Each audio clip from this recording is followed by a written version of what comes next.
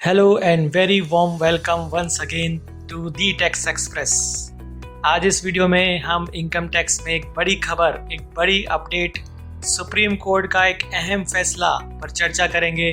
क्या है वो अहम फैसला, क्या है वो बड़ी अपडेट, जानने के लिए जुड़े रहिए इस वीडियो के अंत तक, क्योंकि इस वीडियो में मैं एक महत्वपूर्ण जानकारी आपके साथ शेयर करने वाला हूँ। तो आइए शुरू करते हैं आज का वीडियो।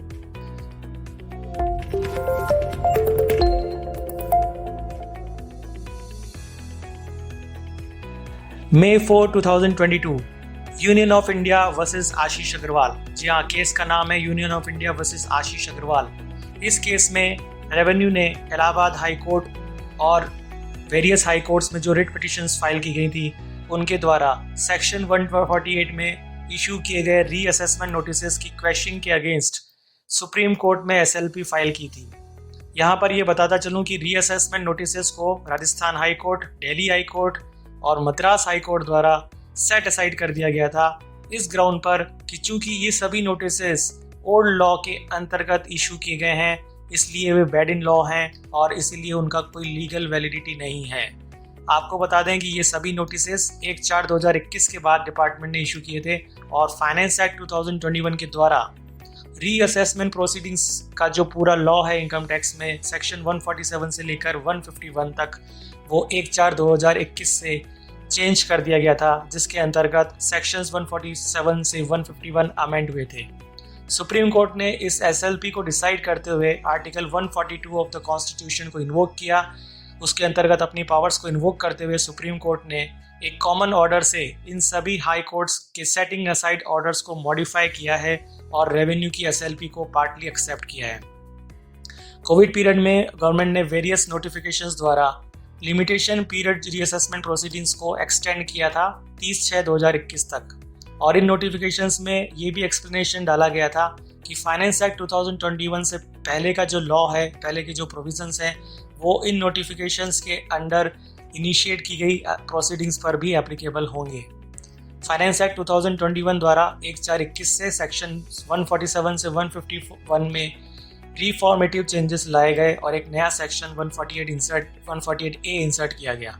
सेक्शन 148A के द्वारा before issuance of notice for reassessment proceedings under section 148, यानी सेक्शन 148 के अंतर्गत रीअसेसमेंट प्रोसीडिंग्स का नोटिस इशू करने से पहले असेसिंग ऑफिसर को सेक्शन 148 में वर्णित पूरा प्रोसीजर फॉलो करना ज़रूरी है।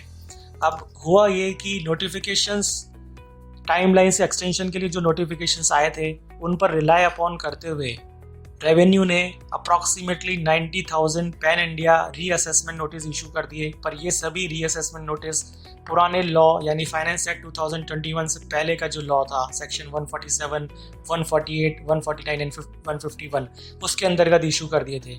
चूँकि ये सभी नोटिस 1/4/21 के बाद यानी फाइनेंस एक्ट में किए गए अमेंडमेंट्स लागू होने के बाद इशू किए गए थे, इन सभी नोटिसेस की लीगल वैलिडिटी को लेकर कंट्रोवर्सी उत्पन्न हुई कि क्या ये नोटिसेस ओल्ड लॉ में इशू होने के कारण वैलिड माने जाएंगे या नहीं। वेरियस हाई कोर्ट्स ने इन सभी नोटिसेस को ओल्ड लॉ में इशू किए जाने के कारण बैड इन लॉ करार देते हुए क्वेश कर दिया, जिसकी वजह से रेवेन्यू द्वारा सुप्रीम कोर्ट में ये एसएलपी दायर की गई, क्योंकि 90,000 रीअसेसमेंट प्रोसीडिंग वहाँ पर इनवैलिड हो गई थी।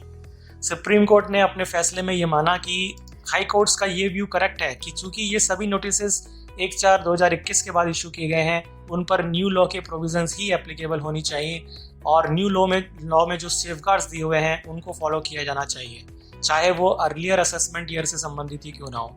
इस लिहाज से सुप्रीम कोर्ट ने कहा कि we are in complete agreement with the view taken by various high courts.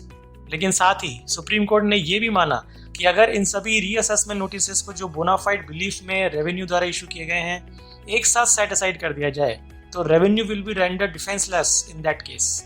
और इसलिए कोर्ट ने लीवे की बात की और कहा कि हाई कोर्ट्स के ऑर्डर में मॉडिफिकेशंस करने की ज़रूरत है।